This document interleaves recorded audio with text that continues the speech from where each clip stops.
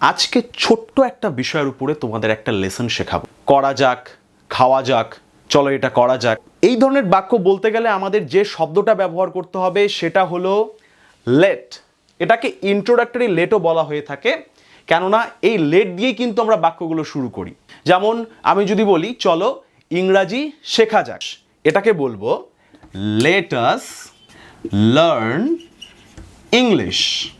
এটাকে বলছি let us learn English.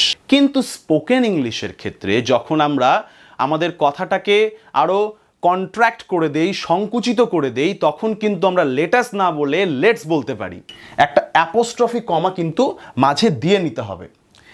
Let's learn English. তাহলে লেখার ক্ষেত্রে আমরা ফুল ফর্মে লিখব, সম্পূর্ণটা লিখব, কিন্তু কথা বলার ক্ষেত্রে স্পোকেন ইংলিশের ক্ষেত্রে যেখানে আমরা চাই যে